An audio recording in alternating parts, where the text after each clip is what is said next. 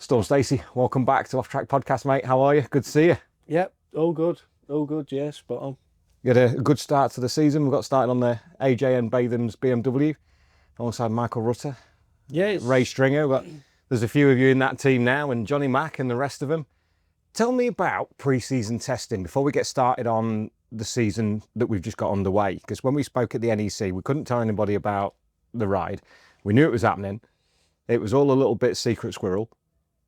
Tell me about the ride and pre-season testing. Yeah, so the ride actually come about because when I was with GR last year, we were at Brands Hatch last round, and FP1. I just come out the front of the garage, just have a look down pit lane like I do, with my helmet on, just ready to go on the bike. And Michael was next to us in FHO's garage, and he just walked out, and I walked out at the same time, and he was like, "All right." I was like, "Yeah, sound." He was like, "You got a ride sorted for next year then?" And I was like, "No." He was like, "Oh, I've been told you have, because rumour mill is everyone's always sorted something." And he's Absolutely. like, "Oh, he's going with him, oh, he's with them." Everyone thought I was with Dow, then everyone thought I was with Hawk, then everyone thought I was with IWR. Everyone thinks you're with everyone, so hey, leave them to believe, whatever you want. That's what it's all about, and it's just the fun of it. So I said, "No, I haven't got anything sorted, nothing on paper or firm." There was a few things I wanted to do, but yeah, the majority of the offers were Hondas. And then Michael said, "Oh, I'm thinking about setting up my own superbike team." And I went, "Well, I'll come and see you later then." So I went down, because I knew the wealth of experience he's got and everything like that. He was, and running the super stock bikes, it was always going to be, it should always be good, because I've never seen one of his super stock bikes ever let down in a race. No. It's always been a good bike. They've always looked the best, and they always go the best from what I've seen. So I was always excited to see what it could do as a superbike. So I went and spoke to him, and he says, yeah. And I was like, "Right, before we go anywhere, what bike are you thinking about running for next year?" And he went, "Oh, Hondas." I went, "Just go and get someone else." I went, "Go and get someone else to ride the bike." Because I've already had offers of Hondas from other teams. If I'm going to ride a Honda, I'd probably go and ride for Hawk or, I don't know, IWR or Dow. Do you know what I mean? Yep. If I'm going to run a Honda, my top pick would be Hawk, because they've got experience with a Honda. I can jump straight on it. They know where they're at with it, and they'd be able to tell me faster how to get the most out of it. And everyone's on Hondas this year. You got CDH, you got absolutely everyone is on Hondas. So I didn't want to be in that pecking order, because if you're on a Honda and you start doing really well and we start beating the factory team, before you know it, stuff would be hard to get. It just would. And no one would be making it more difficult, but it just would be hard to get, because you're beating people you shouldn't be beating. You're a satellite team and all that. You're meant to be where you're meant to be. So I said to Michael, I says, "I want to be on a BMW or a Ducati." And he went, "What do you want to be on a BMW for?" And I went, "Because they're fast. They're just fast." So for me, I said to Michael, I says, the BMW's got to be ridden like a Ducati. It's got to be turned, and it's got to be fired out the corners like a Ducati is. It's the fastest bike on the grid, on par with a Ducati. Why wouldn't you ride it the same way?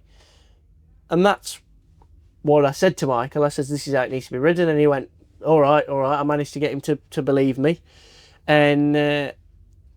And then we started speaking to BMW about like factory support and stuff like that, and we kind of veered away from the factory support. We didn't not something we wanted to go down. Pete and Davey have got that now, but for us, what it meant with factory support is, if the factory give us the bits and everything brand new, you have to run it. Yeah. Whether it's good or not, you have to run it. So we've kind of gone the other way, where it's like, well, no, if we do our own thing, could put a Yamaha swing on arm in it and see what it does. Do what you like, can't you? You've got free reign to make it work the way you want to. Try what we want, really, and it's a good job we've done that, because it's worked. I'm not saying the factory bike isn't good, because it obviously is, but I think they have done some stuff to the bike that might not be as good for this year, but that's what they're constantly testing and developing, aren't they? It's got to get better. It's got to keep pushing forwards. If they're not trying new things, it's getting stagnant in it. And that was the two things, is Honda and BMW are the only companies that are actually developing bikes now. And Ducati. Yeah, and Ducati. Because they got the new V4R coming out but next you've got to year, try aren't they? and afford a Ducati. But 60 grand a piece, it's unachievable, isn't it, for most people? So it's the BMW's an easier route than a Ducati for me. So yeah, and I basically said to Michael, we sat down over a table, and he went, "Oh, I don't know. If anyone that knows Michael Rutter, he's a bit of a ditherer. So he's like, I don't know, maybe. And I went, Michael, do you want to win or not? I went, do you want to win or not? Says, you maybe can't win anymore because you're too old. He's not riding the Superbike at the TT anymore. No, he's on the stocker. Northwest, did what he did. He enjoys himself. Is he on the big bike at the TT? I can't remember. No, he's not. No, he's not doing. It's just the R7, isn't it? That's right. He did say that on the podcast. His eyes can't keep up. Honestly, he can't keep up. And how can they? He's same age as me. I can do it. Yeah, and he's trying to do the TT. It's hard work, that is. And he doesn't ride as much as like McGuinness does. No. So he's going to struggle, and he's going to struggle. And I said to him, I said, I don't know if you can win anymore, but I can, and we can. So let's do it. And I seen the twinkle in his eyes, and then we went from there, and we shook hands, and we said, all right. He said, well, we went for Brands Hatch, and he went, all right, give me time to think about it. And then yeah, we got back and we started talking, and he was like, yeah, all right, yeah, we'll do it. And that's when it went from there. So my bike is just Josh Brooks's old bike. Yes, that's all it is. Which, yeah, I think Oulton Park must have been a really hard round for Josh. Tell me more. Well, we've had his old bike. We haven't really changed a massive lot. And he's jumped onto a Honda, which he thought must have been better than the BMW. And I finished top 5, and he finished just inside the points on the Honda. So, I mean, if that was me, I would be pretty upset. Dow are a new team to Hondas. And exactly, they're finding their way, aren't they? They're still finding their feet with it. 100%, and it'll come together slowly but surely. I think they've got a reasonable relationship with Louth as well. So yeah, things will come together for them. It's still early days. There's a couple things, like I know a few people have rung Michael up that have ridden BMWs, and they've said, fair play to Storm, he's riding it the way it needs to be ridden. With respect to Josh, did he not put it top 4 at Oulton Park last year? Yeah. That very bike. Glimpses. Yeah. So he shows the potential of the bike. That was a great thing. I could be 15th all weekend here now. And it could be glimpses from me. You just don't know. I can't talk because I've only done one round, and it went really well. And it did come easy for me. It really did. Like, the bike was out of shape and I was just playing with it, but that's how I ride bikes. That's how I like to ride a bike. If the bike's in line, I get no feedback from it. I don't know what it's doing. So it's just going to be interesting. So tell me about the first test on it, because the BMW over the last few years, it's been difficult to get the best out of it. There's riders that have been on the BMW, they've not quite made the best out of it. There's only one race win last year.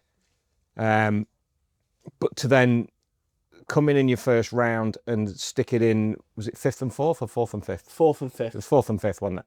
I can't remember which way round it was. The reigning champ in the first race. Indeed you did. And other champions as well. Yeah. I think there's only 2 ahead of you, 3 ahead of you. Yeah. Well, that's not bad, is it, really, when the 3 ahead of you are former British Superbike champions. Yeah. When you sat on the bike for the first time, what kind of preconceived ideas did you have? Because we've seen what it had happened before. I was really dreading riding the bike for the first time, because I'd just been fed all this bullshit that the BMW was going to be, unrideable. They made it sound like a bloody 500 from back in the day. I jumped on it and I thought, this thing's lovely. It's lovely.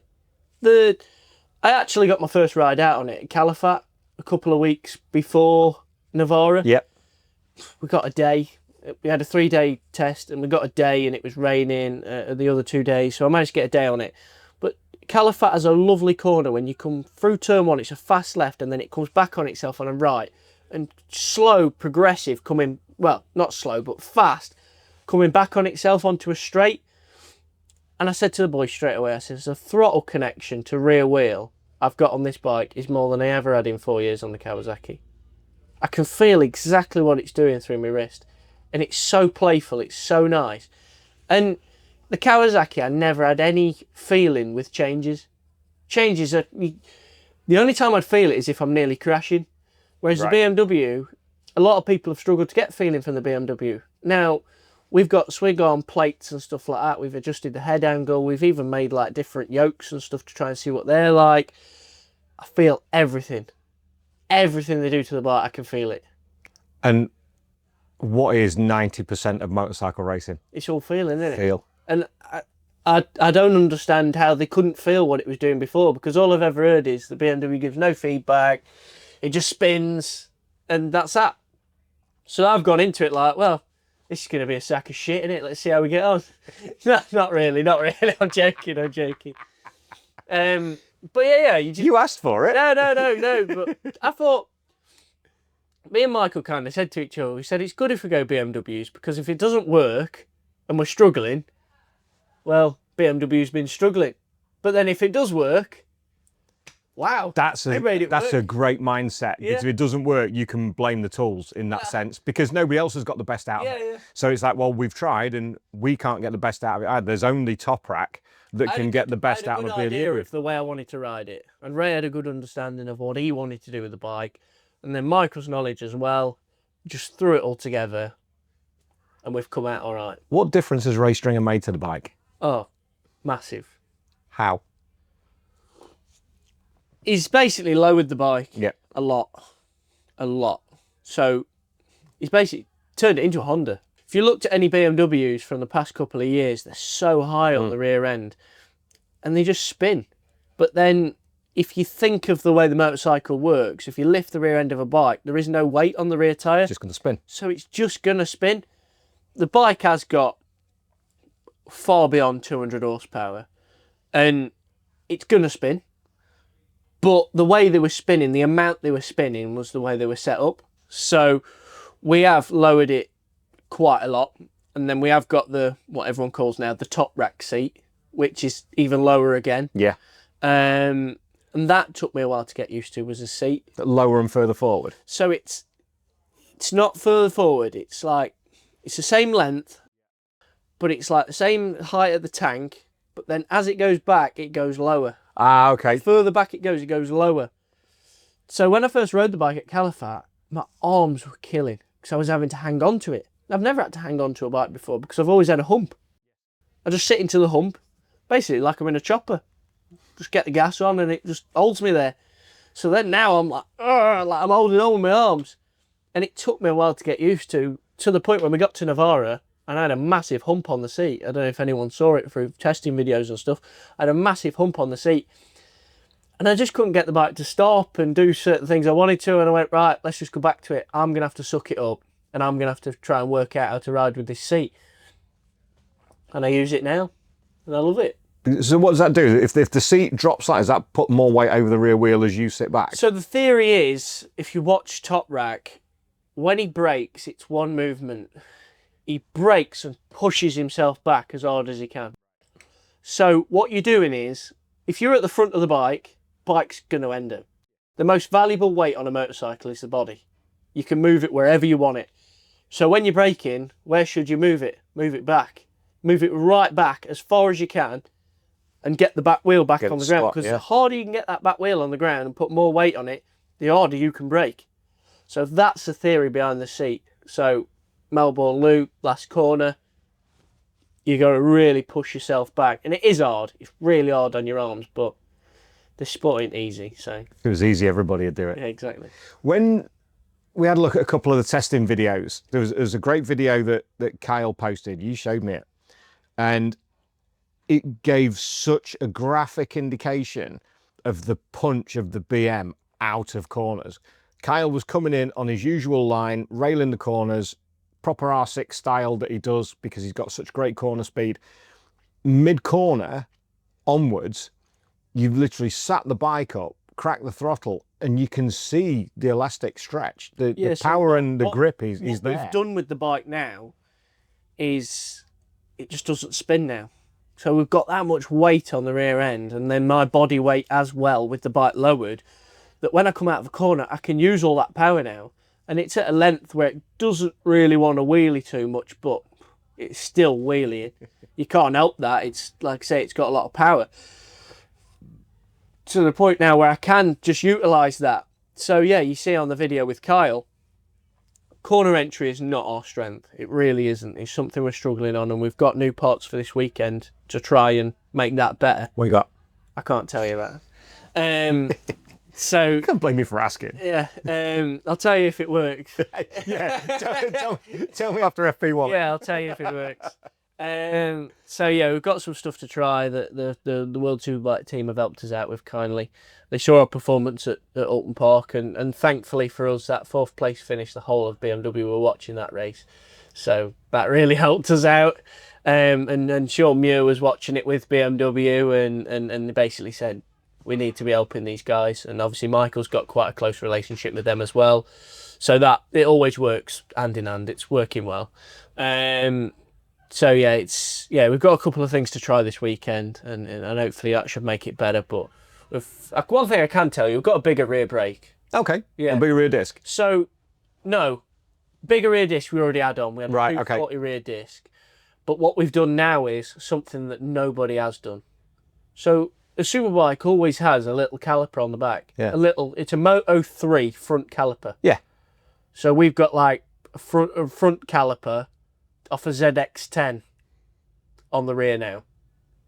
Because Ray is just crazy. He's brilliant. I can't wait to have So now I've got a massive front caliper on the rear of my bike, because he basically called them little calipers scrutineering calipers, just to get them through scrutineering. Yeah. And as these bikes are putting out mega power now, everything's advanced apart from the rear end, the rear brakes. They haven't got any better. No, tiny, aren't They've they? just stayed Always, the same. yeah. Always a small caliper for probably 10 years. They've always been the same. So now we've decided to change the trend and go for a big caliper.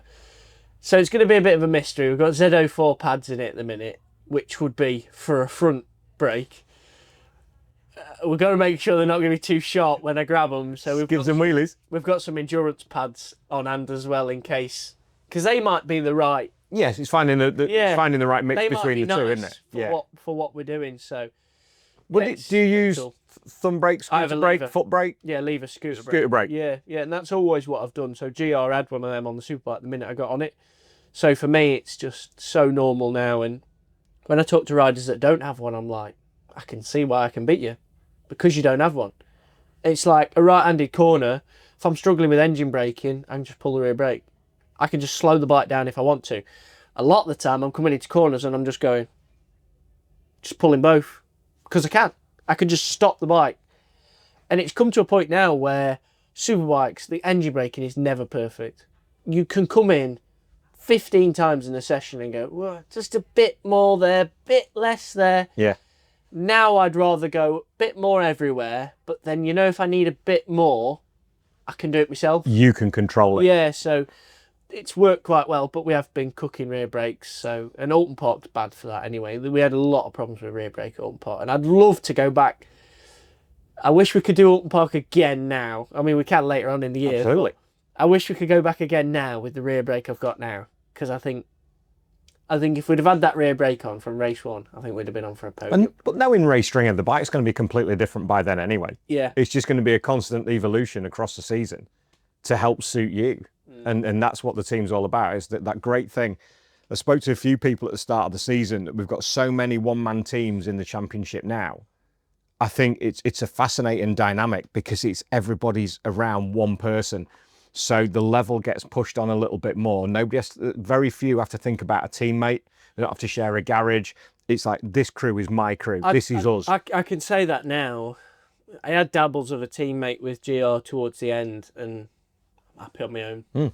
I think most riders are, because that's the way you're programmed. You're individual at what you do when you're out on that track. Yeah. So to have a one-man team, I spoke to Stuart at Oulton Park, and he says, I don't care if I have 26 one-man teams or one 26-man team. It doesn't matter. The championship is there, and this is how we're going to do it. Yeah. But I think the inter rivalry between the manufacturer teams, so yourself with Pete and Davey on a one-man team that isn't factory backed, taking it to them. I mean, fair play, their bikes came late. Pete only turned his at Oulton Park they're before they got there. They're on the back foot a little bit with the 25 bike. Their main thing they've got to be pushing on is the roads. They've just got to make sure they get the roads right. They had a successful Northwest 200 this year. I think Pete's more focused in the roads than he is on the tarmac, I would say, my opinion from what I see. And I think Davey really wants to prove to people that he can ride a superbike, and that's where it's at in it. So it's going to be, yeah. I mean, Davey's going to be the interesting one. If Davey can make it work and make it push, that's mega in it. That's what we want. The more we're helping him as much as we can, dude. There's still a good connection with open, because Michael was team manager there last year, wasn't it? We're in their hospitality for food. We're helping them. Oulton Park, at the start of the weekend, we said this is how we're running our bike. I walked past the garage and it was set up completely different. By the time we got to the end of the weekend, it started to look a bit like our bike. Michael says it a lot to me now. He says, I think it is the rider making the difference. But that's the key. Yeah. The bikes can be all the same. It's down to the rider and what they want and what they can get out of it on a short circuit. Yeah, exactly. Tell me about FP1, FP2 qualifying at Oulton Park, because that was the first time you rode the bike in anger. Testing's testing. We've done a couple of days test there the week prior to that. The fascinating thing for you for Oulton Park is you had less laps than anybody prior to qualifying because you had a mechanical issue with the bike. I think you barely got out in FP2, and then Q1 it was like, right, let's get on with this. We've only done maybe 10 laps over the course of Friday, if that. FP1, my big thing now in BSB is you've got to get on it from the start. FP1, you need to go out that box sharp and ready to absolutely hit the ground running. Because there's no build-up time no wasting anymore. Laps. Nope. No, nothing. Every lap No counts. bullshit. You've got to get on it. And the minute you do get on it, and you get up there from the start, your weekend goes the same as it does from the start, all the way through. You might have the odd hiccup, like a gearbox failure, like we did. And that's the be all and end all of it is the first test and everything was. I had a couple of people saying to me, they were like, "Oh, you seem to be struggling a bit in testing. You're not quite up there as much." And I went, "Do I get a trophy if I finish in the top 3? Oh, BSB might post me on Instagram if I get in the top 3, but you don't actually gain anything." And the whole way we've gone through testing, which might surprise you. The whole way we've gone through testing is all off Michael, what Michael said. And Michael's never let me push that bike once through testing. I did a couple of laps and he went, "Right, back off now." I tried to do a couple of laps on the bike and he went, "Right, just go steady. You don't need to do anything." He says, "We're going off your feeling. You can ride that bike at a speed that's not far off on it. Just ride at that speed and bring back data for the bike." Constant lap times. Yeah, 100%.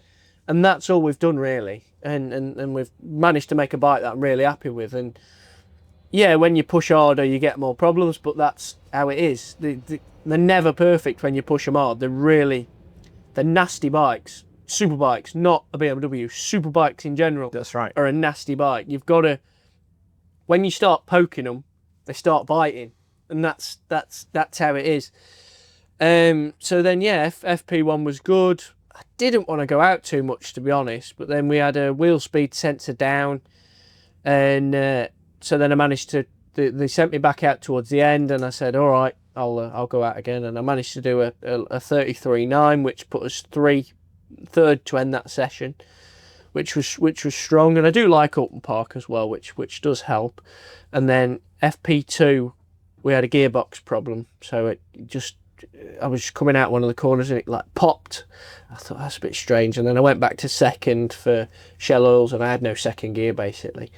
So I come back round, we come in, said no second gear, all that. They tried it, obviously wasn't working, put a new engine in, and away we go for qualifying. And yeah, qualifying was interesting as well because I still finished P8 overall with the 2 practice sessions, but I never actually got a lap time in for free practice 2 because I never did a full fast lap.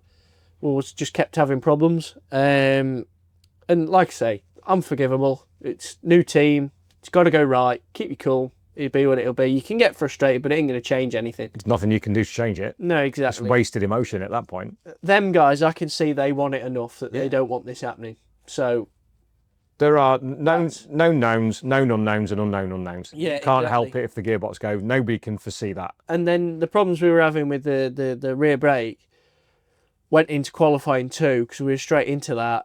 And that lap I actually did. I did a 33.7 and I had no rear brake for the lap. Had you done a 33 prior to that weekend? 33, no, 33, no. You did a 33.753 in qualifying. Yeah, 34. But I think a 30, you've never dropped below a 34 on the Kawasaki. Oh no, on the Kawasaki I did a 34 flat. Yeah, but never a never 33. No. So your first qualifying session out on the BMW. Well, first you beat practice the PB. session. Well, first, yeah, because you did a 33 in FP1, yeah. 33.9 straight away, so that So- was already quicker. And then you actually went quicker in the race as well, Yeah, I did a 33.3. and then quicker again in race 2. Yeah, 33.3 in the end. In race 2, yeah. Yeah. But Which that, put you 6th on the grid, if I remember. yes.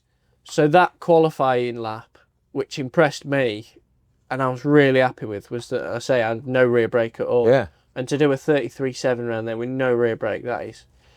I still don't know now how I did it, but it's just, when you want something enough, you make it happen. Like I said to Larry before the race, I says, we're probably going to have rear brake problems, but I'll make it work. It's got to work, hasn't it? You've just got to make it happen.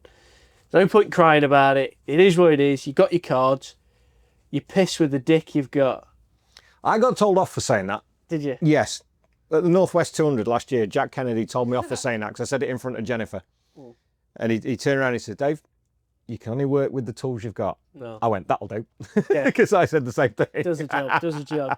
It works well. So, how did the team react to that first race? Because coming home 4th in race 1, in the dry, your best result in BSB in the dry, your PB lap around Oulton Park, what's not to love? For me, it was just I'm riding round, and I'm like, don't bin it, just keep it nice, keep it clean, bring some points home. We're 4th in the championship, joint 4th in the championship with Carl Ride. The front boys had a bit more. Leave them to it. We'll get them, but not now. We're a new team. Everything's got to come right. So take your time. Appreciate what you've got. And 4th was mega, absolutely mega. Like you say, personal best lap time, all that. The build up to it was phenomenal. Just for me, the emotions I was getting riding round was amazing to show people that I can do it in the dry, because I always knew it. What have I been doing for 3 years? Okay, I'll ask you that question after. Go on. And then yeah, the team were just absolutely ecstatic when I come in. There's no words for it, is there? It's just unbelievable. We're the winners of the holding area, if you know what I mean. Absolutely, yeah, that's it. We won that class. We're the best of the rest. We weren't in the victory lane, but we're first in the park from A. So it's just, yeah. Never thought about that before. That's brilliant. We're first. So yeah, it's just, yeah. It's like getting the Riders' Cup when it was the showdown. We're first. First of the rest. We actually won at round 1. Yeah. We won the rest. It's exactly that. Best of the rest. Mate, I love it. When you talk about the last 4 years, how do you reflect on the last 4 years now, post Oulton Park? Just upset. Why? Just so upset. Because I know what I've always wanted as a rider, and I know what I can do. And the emotions I went through on that Kawasaki, there were so many times I thought, I can't do it. I can't do it. It's me that can't do it. I just haven't got it in me. But then I was constantly like, every time I felt a bit like that, something had happened and I go, no, you're the man. You've got this. You are the man. And I always used to say to that team, if you give me a bike that's fast enough, the FS3 Kawasaki was a lot faster than our Kawasaki. And it was noticeable. I could always see it. And I always said to the team, I says, whatever you do, if you can just make it just as fast as that, I'll be there. I'll be up the front. I can race with them. We just couldn't ever do it. Whatever it was that was stopping us, they just couldn't ever do it. And yeah, I learnt my trade and all that. But you know what used to always frustrate me is you can chuck me on that ped outside, start a championship, and I can probably win it. I could probably ride the wheels off that ped straight away, just jumping on it. Every bike I've ever got on, I've always been able to get on it and go well straight away. That Kawasaki, I just could never shine. I could never do what I wanted to do. It took for wet weather or some kind of circumstance to be able to show what I could do. Cadwell Park, loads of corners. I could be right with them, but only for 8 laps or so, because I burned my front end out because I was having to brake that late to try and catch up what I'd lost. And all I kept thinking to myself was like, if I just had that speed, if I had the speed to keep up with people, I'd be there.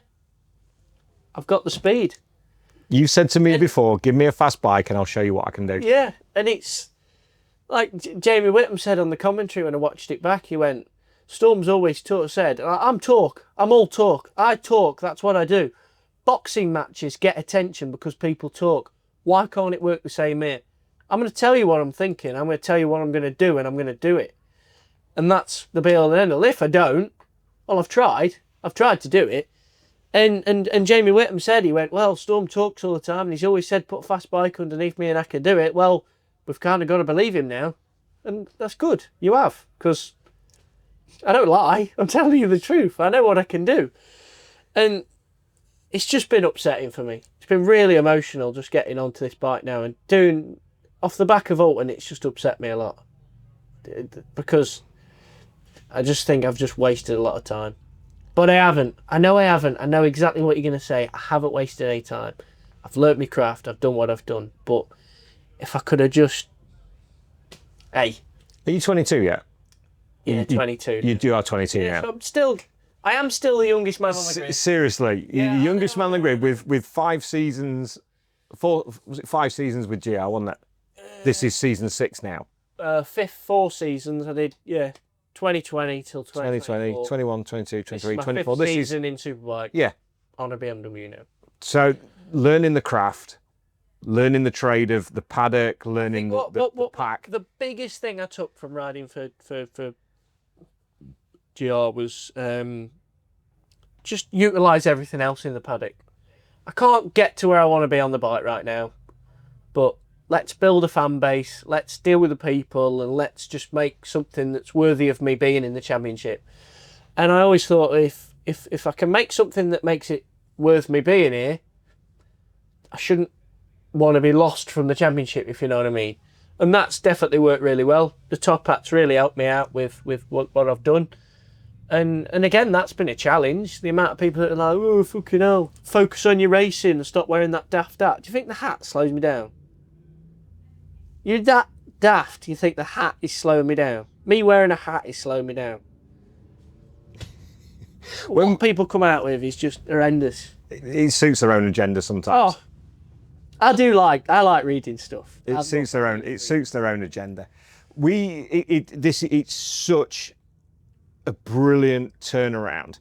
We had a long conversation here at Donington at the end of last year, and you said to me, Dave, if I don't get the right ride, I'm done. I'll walk away. I can't do it. And I've never seen you, somebody so positive, somebody who I enjoy being around because the energy is always there. And for an old boy like me, taking a bit of energy from the young ones is always worthwhile. And you're great fun to be around, but you looked lost when we were here. I was so fed up. Yeah. So fed up. We spoke about a few different things about what you could do, how you could do it. You would always do your own thing. And it's proven the right way. To see you at Donington now, the most relaxed, you walk in 6 inches taller compared to what we saw back at Donington at the beginning of October. You can see the weight off your shoulders. The back half of last year, I'd be getting the caravan ready to come racing. I was like, have I got to go and do this again? Have I got to go and do another weekend again now? That's what it was getting to. I've got a dream job. I get to race motorcycles for a living, and it must be bad to make you think like that. And that's where I was at. I was just so fed up. Just had enough. The only people I was coming for was you guys, was the fans. That's all I was coming for. just to put a show on for you guys, do a couple of wheelies, and obviously try and do the best I can with what I had. But yeah, if like I say, if nothing had come up, I would have been ready for throwing the towel in. And because there's a trend that keeps going around on TikTok, and it's like, it basically like, it shows people enjoying what they do. And it says, I forgot this was the whole point. And that was basically me. Now I'm riding the BMW, I'm like, I forgot, I can enjoy this. Yeah. I can actually enjoy it. And for me now, I'm just enjoying myself. I get to wheelie the bike as much as I want, do endos, skids, whatever, and I just, if we come in P3, come in P15, I've still tried my hardest, but I'm enjoying it. It's mint. What was the biggest thing you learned from your time at GR as you look back now? I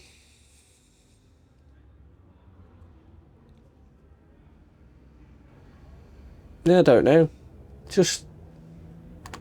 I think just grab every opportunity. Like I say, when it was wet at Snetterton and then it was wet at Oulton, I think it just gave me that drive to like, right. I think now on a different bike that I can be competitive in the dry now. I sure as hell know I can do it in the wet as well. So if we get this all right, why can't I be the perfect championship contender? Because if we have a couple of bad days, I should be the man there. Consistency is key in any championship. We know that. So if you can keep racking up those points, everybody's going to have an off day at some point. The Hondas aren't, the factory Hondas aren't quite on their game yet. You've taken points out of them already. As you said, you joint level in the championship with the reigning champion, with 3 former champions ahead of you. The best start to a Bennetts British Superbike season that you've ever had. And then we come to Donington Park. So what are you expecting from this weekend? I'd like to just, if we can get through to that top 12 again. We've had a good run at Oulton Park. Don't get carried away with it. It might have been, I was hungrier than the grid, if you know what I mean.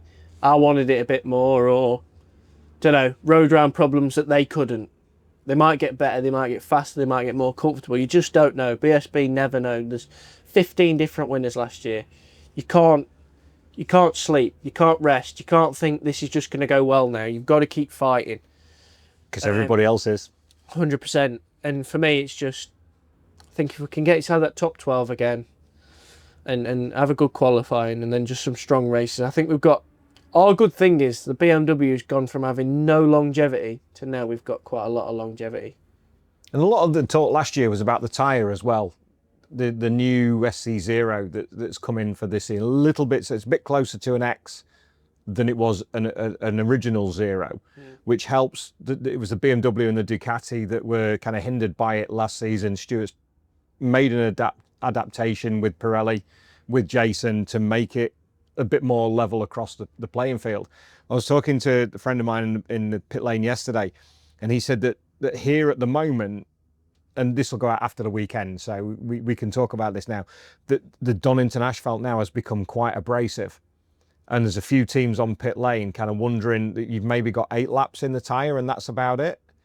What are your this is going to go out after the weekend. What was testing like for you in terms of tyre wear? Yeah, it wasn't very good, but it's be what it'll be, won't it?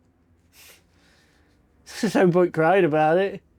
You can only piss with the cup you got. Yeah, everyone's on the same, so if they want to all moan about it, crack on. I'm not.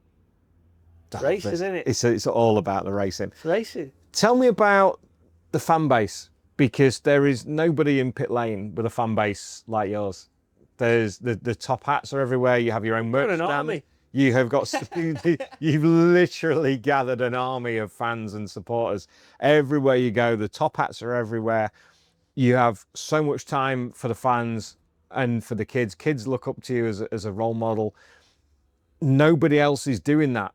You've made your own brand, which is really difficult to do. The big thing for me was that making my own brand, the Storm Stacey household, 79 Limited, just everything is all off me.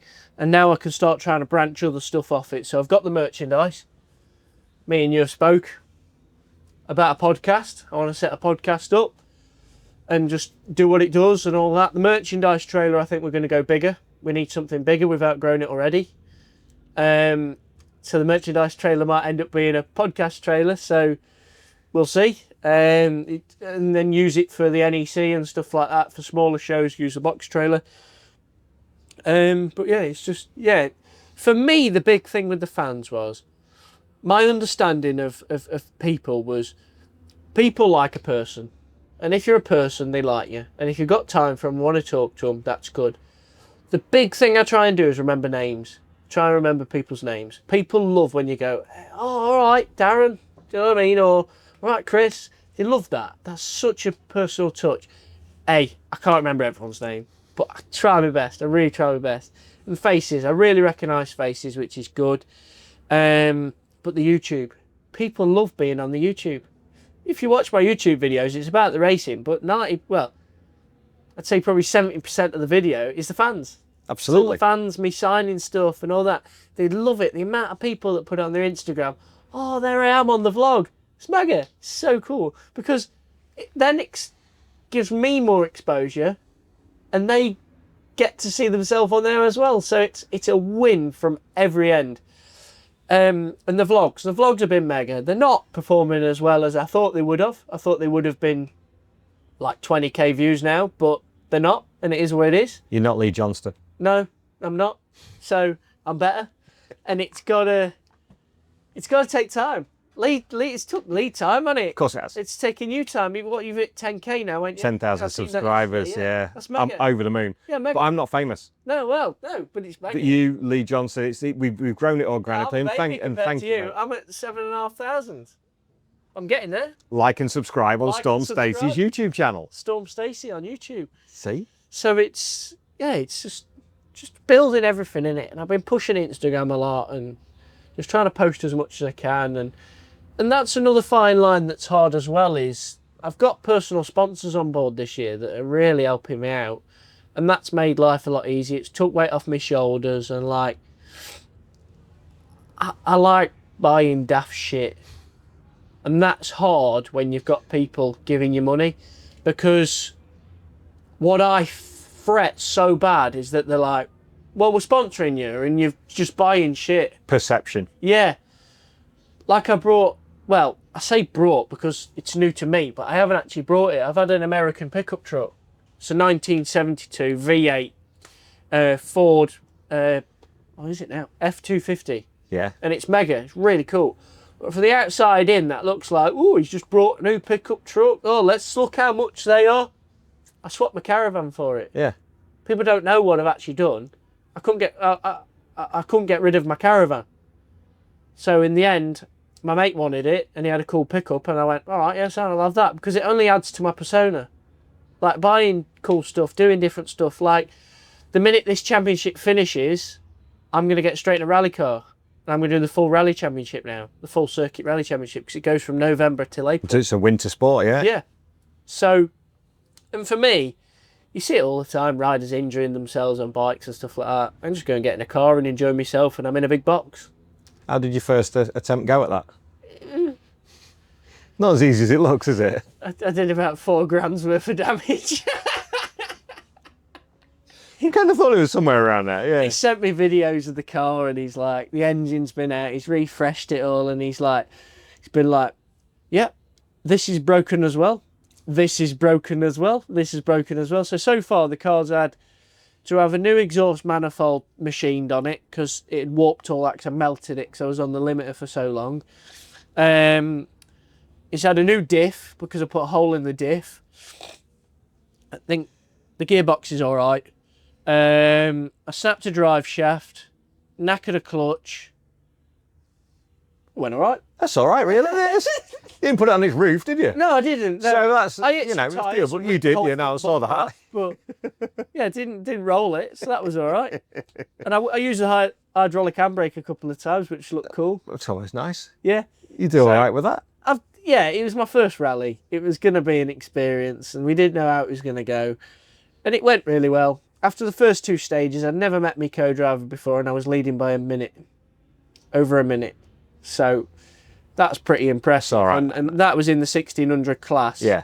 But overall, with the WRC cars and like R5 Fiestas and stuff like that, and your Citroens and like proper pieces of kit. Yeah. I think I was about 23rd overall. Still not bad, is it? Yeah, so I wasn't good actually, going. I was really up there. And it gathered quite a bit of interest from people on the outside because I didn't really tell anyone I was doing it. Kind of waited, and then you see which fans watch other stuff. Yeah. Because before you know it, I was on the BSB forum page on Facebook saying, anyone knows Storm Stacey does rallying? And then before you know it, it blows up. Then it blows up, especially when you put it on that page. I'm going to ask you about this. Whether you want to talk about it or not, doesn't matter, because I can edit this bit out. Can we talk about Monday afternoon? Yeah, go for it, yeah.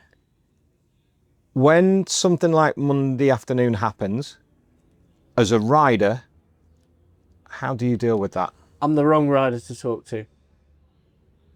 Why? I've had far too many deaths. Doesn't bother me anymore. It's part of life. My mate Taylor was really close friends with Owen, and like, I can see it's bothered him. But for me, it's just not doing anything for me. I kind of wish it would, but I'm not there anymore. I don't have that bit in me anymore.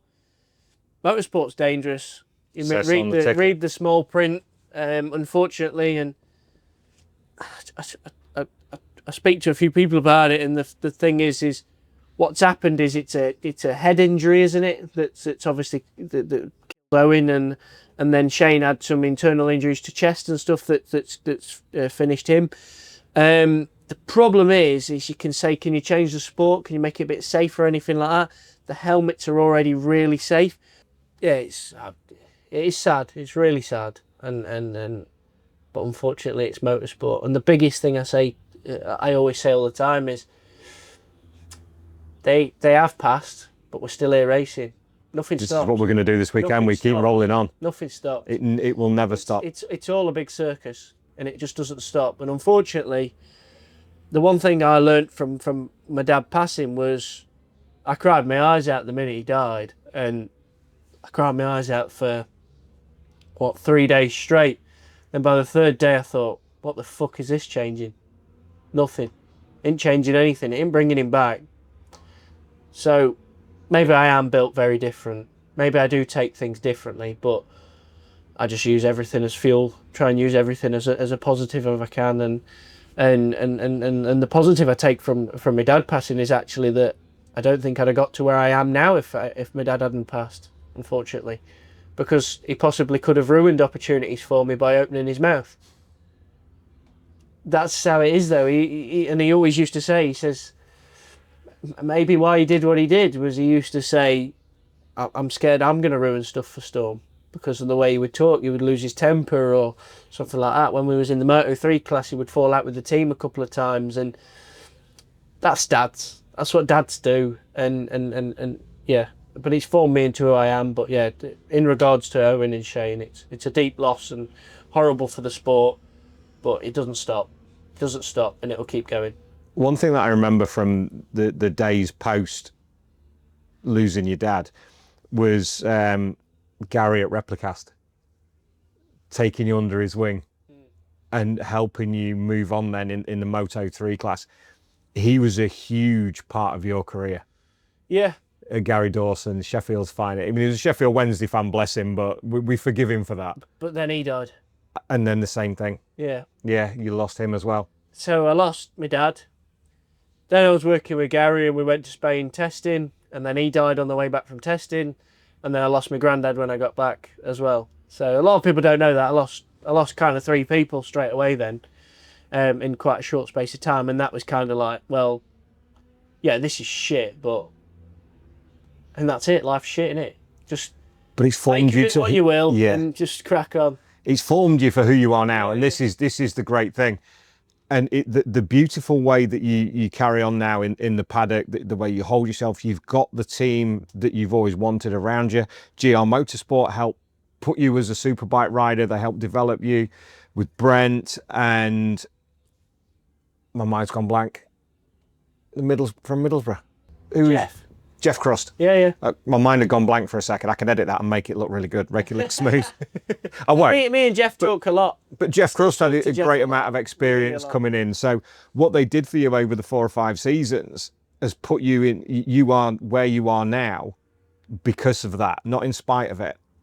and then you move on forward and you take on, and it'll be 2, maybe 3 seasons with Bathams. There might be a factory opportunity after that. The road's there, the path's there to be walked. And this is just the first step on a new journey. Whether there's factory rides or anything coming, I'm just enjoying myself. That's it. But you look at as a career path goes for a lot of riders, a factory team and a factory contract. I'm not being pressured into no doing any factory rides or anything like that. I just want to enjoy motorcycle racing and spend. Nice to get a ride on Toprak's bike, though, wouldn't it? There's a load of journos who've just ridden it, so it'd be nice for you to get a couple of laps on it. 100%. And yeah, it'd be nice. When you get to Brands Hatch at the end of the season, realistic goals, where are you going to be? I'd like to just keep the goals where we were and just keep it at top 10. Top 7. Top 7's where I'd like to be. If it could be top 7, that would be absolutely amazing. Let's see where we get at the end of the season. Brilliant as always. I know you've got a busy morning coming up. You've got a horde of fans waiting for you out the back of the garage already on a Friday. But brilliant. Best of luck this weekend. Ladies and gentlemen, the brilliant Storm Stacey. Spot on. Thank you, guys.